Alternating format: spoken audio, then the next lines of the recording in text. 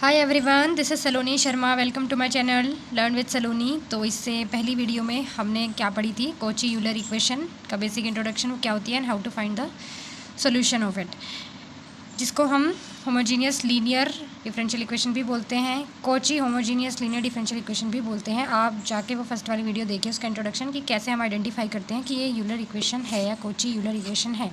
ठीक है, तो आज हम इसका एग्जाम्पल करने वाले हैं इस वीडियो में। देखो, ये हमें गिवन है।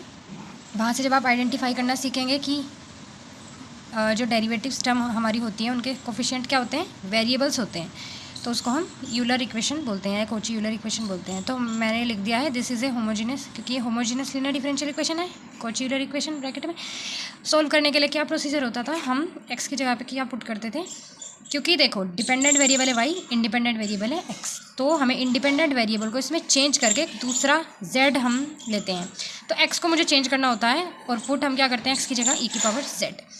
तो यहाँ से ई अगर इधर जाएगा तो लॉग एक्स हो जाएगा, तो जेड की वैल्यू होती है यहाँ पर लॉग एक्स। इसका अगर मैं डेरिवेट करूँ तो क्या आएगा, D Z by D x, one by x. और हम क्या करते हैं यहाँ पर एज्यूम क्या करते हैं, D Y by D Z is equal to D. ठीक है, जहाँ पर भी आएगा उसका मतलब डी है। और इसकी हमने कुछ स्पेसिफिक टर्म्स भी पढ़ी थी कि अगर जैसे ये है X square D two Y over D X square को हम क्या लिखते हैं, डी और ब्रैकेट में डी माइनस वन। ठीक है, तो इस इक्वेशन को हमने जब ये सारी वैल्यूज़ हम रखते हैं, फर्स्ट वीडियो में मैंने पूरा बताया था कि क्यों आती है, कैसे आई है। तो इसकी जगह पे क्या आ गया है, D multiply D minus one. ऐसे ही X D Y by D X की वैल्यू क्या होती है, डी वाई, तो यहाँ पर आ गया डी और y कॉमन, ये सबसे आया है क्योंकि इसकी वैल्यू क्या होती है, यहाँ पर y, यहाँ पर भी y, और ये था 4y, इसलिए मैंने बाहर लिख दिया है।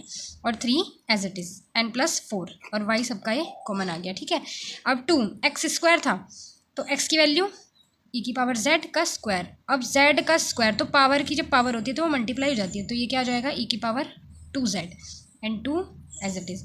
इसको ओपन करेंगे, डी स्क्वायर यहाँ पर कर लिया minus D minus 3d plus 4, ये क्या हो जाएगा माइनस माइनस प्लस, तो 4d आ गया, बाकी सब एज इट इज़।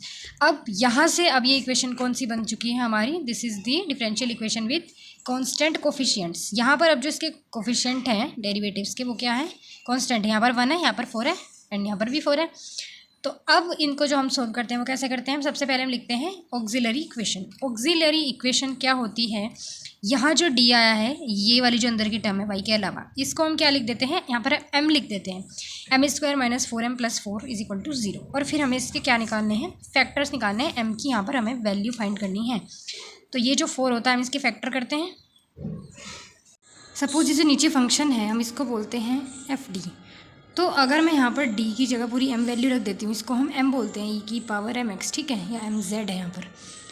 तो ये वैल्यू यहाँ पर रखनी होती है जो भी m की है, तो इसकी जगह पे हम यहाँ 2 रख देंगे, रख देते हैं, उससे ही सोल्व कर देते हैं। लेकिन अगर ये fd जो है d इक्वल टू m रखने के बाद अगर ये जो fd है ये 0 हो रहा है, तो फिर वहाँ पर हम क्या रखेंगे, d प्लस m रखेंगे d की जगह। समझ गए? तो यानी यहाँ पर d की जगह हम क्या रख देंगे, d प्लस 2। तो d प्लस 2 एंड माइनस 2, ठीक है, इसका स्क्वायर है ना, पोन में है ये, तो 2 तो कांस्टेंट है, इसको पहले ही बार लिख लेते हैं। अब e की पावर 2z, ये 2 से 2 कैंसिल हो जाएगा जब हम ये वैल्यू पुट कर देते हैं। तो अब ये जो ये है ये भी स्टार्टिंग में आ जाएगा, इसका यहाँ कोई काम नहीं, ये यहाँ पर आ गया है एंड 1 अपॉन ये क्या आ गया, d का स्क्वायर एंड यहाँ पर क्या है, ओनली 1। इसको अब भूल जाओ, ये इससे पहले आ चुका है, हमें बस ये देखना है। तो 1 बाई डी स्क्वायर, सॉरी यहाँ पर ओनली इक्वल टू लगेगा, तो 2 e की पावर 2z। अब डी स्क्वायर का क्या मतलब है, देखो d क्या होता है हमारा, जैसे मैं dy लिख रही हूँ, तो इसका मतलब है derivative, differential, and 1 upon D means integration. ठीक है, तो आपको यहाँ पर क्या करना है, 2 टाइम्स इंटीग्रेशन करना है। तो अगर 1 अपॉन डी, एक डी यहाँ से हटेगा तो मीन्स इस 1 का इंटीग्रेशन हो जाएगा। तो 1 का इंटीग्रेशन क्या आएगा, क्योंकि d की वैल्यू हमारे पास क्या है, d by D Z, Z के रेस्पेक्ट में है, तो इंटीग्रेशन भी z के रेस्पेक्ट में, तो 1 का आ जाएगा z।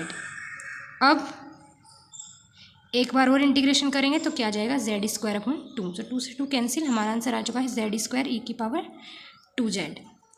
ठीक है, समझ में आ गया आपको? आई होप आपको समझ में आएगा। देखो अगर कहीं पर भी कुछ भी कन्फ्यूजन है तो दोबारा एक बार और यहाँ से आप वीडियो देख लो कि ये क्या क्या हुआ है, ठीक है। हम ये वैल्यू सिंपली यहाँ रख देते हैं डी की जगह, और ये यहाँ पर आ जाता और वैसे ही सोल्व हो जाता 1/d जो भी यहाँ पर बन रहा होता। लेकिन अगर ये वैल्यू यहाँ रखने के बाद 0 हो रहा है, ये वैल्यू 0 हो रही है ना 2 रखने के बाद नीचे, और डिनोमिनेटर में 0 तो नहीं हो सकता है ना, वो तो इन्फिनिटी के इक्वल आ जाएगा। हमें तो सोल्यूशन फाइंड करना है, तो फिर हम क्या रखते हैं यहाँ पर d प्लस ये जो भी वैल्यू यहाँ पर होगी, तो इसलिए हमने यहाँ d+2 रख दिया ताकि ये इसको कैंसिल कर दें। अगर यहाँ सपोज -2 होती और यहाँ पर +2 होता तो -2 एंड +2 वो भी ऐसे ही मतलब 0 ही हो रहा होता। तो इसलिए हम यहाँ पर फिर क्या रखते हैं d-2, यहाँ जो माइनस वैल्यू होती है n+2, तो ये कैंसिल हो जाते 1/d बच जाता, ठीक है। सो ये हमारा आ चुका है PI और CF पहले निकल चुका था।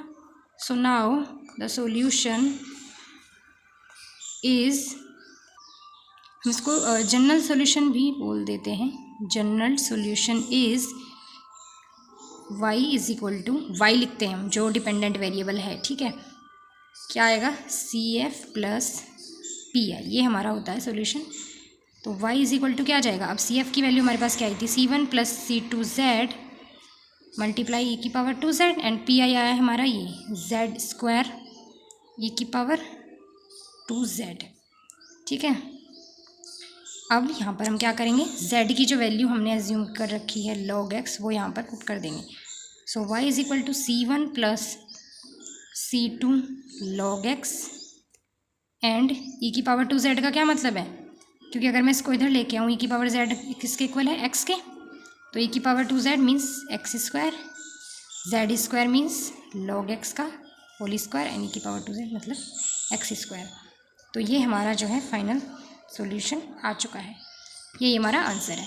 आई होप आपको ये वीडियो समझ में आई होगी, क्वेश्चन समझ में आया होगा। इस वीडियो में हम एक ही क्वेश्चन करेंगे, लेकिन आने वाली नेक्स्ट वीडियोस में हम इससे रिलेटेड काफ़ी सारे एग्जांपल करने वाले हैं। तो अगर आपको वीडियो अच्छी लगी है तो please like, comment and share. Like करें, कमेंट करें और मुझे बताएं कि कहाँ पर मैं कुछ मिस्टेक कर रही हूँ और क्या अच्छे से और समझा सकती हूँ, ठीक है। आपकी कमेंट्स ही मुझे क्या करती हैं, मोटिवेट करती हैं, इंस्पायर करती हैं, और मुझे मेरी गलतियाँ पता चलती हैं। So okay, bye bye, thank you.